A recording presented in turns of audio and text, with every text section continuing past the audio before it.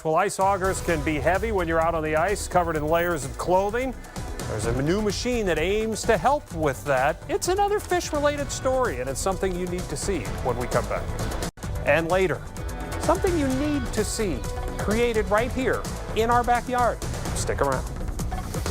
Well, our Need to See segment for you tonight comes courtesy of our Jeff Alexander, who recently talked with a De Pere man about this invention. And yes, Jeff got to ride it, of course, which is why he liked it. But this is gaining a lot of traction in the ice fishing industry. An exhausting and frightening experience out on the ice led Adam Ford to create this special ice auger machine. Now, it aims to bridge the gap between an ATV and just walking. Ford says this is his 6th prototype. It has now transitioned into the real deal. It has the power to get through a good amount of snow. It weighs only about 110 pounds. Now, he's sold out of this thing the last 2 years. 50 machines are currently being assembled, and most of those are already sold to ice anglers in the U.S. and in Canada. Jeff Alexander will have more on his ride and this very cool story coming up tonight on Action 2 News at 6. That does it for Action 2 News at 4:30, and Action 2 News at 5 starts right now.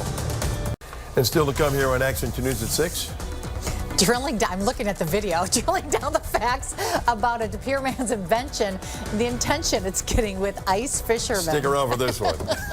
From WBAY TV, Bill Jarts and Cammie Rapson, this is Action 2 News at 6, your first alert station.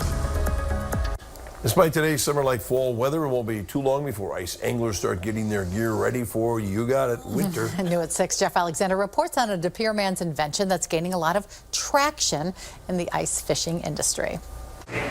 Over the past 10 years, Adam Ford's basement has been much more than a man cave. This is it. This is where I've developed and I guess made a business out of my basement. It all started because of a frightening experience Ford suddenly discovered himself in while ice fishing on the Bay of Green Bay. Trying to get back to shore with you know, a storm rolling in, and I was pretty far away.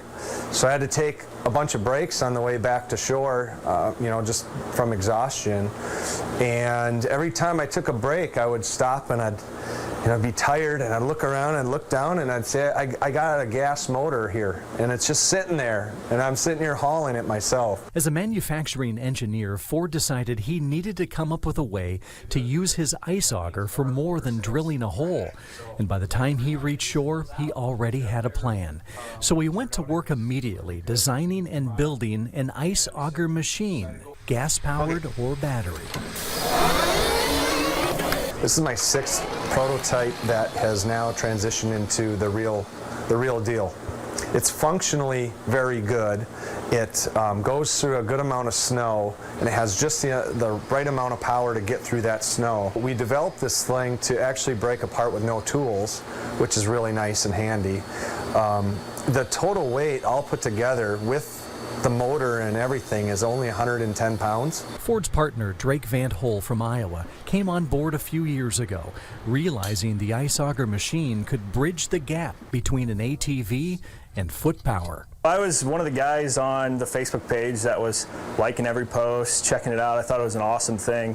In Des Moines, we don't have great ice, so we don't have guys driving four-wheelers out there. You know, good year we get 10 inches of ice. So this was the perfect solution for us to still stay mobile on some of our lakes. After selling out the last 2 years, this fall, Ford and Van Hole are assembling 50 machines. Most are already sold to ice anglers around the country and Canada.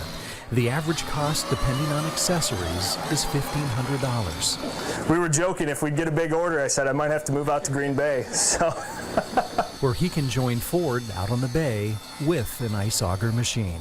I am not walking out on the bay anymore. Those days are long gone. Jeff Alexander, Action 2 News, De Pere. And it's speedy. Weather-wise, the calendar says late September.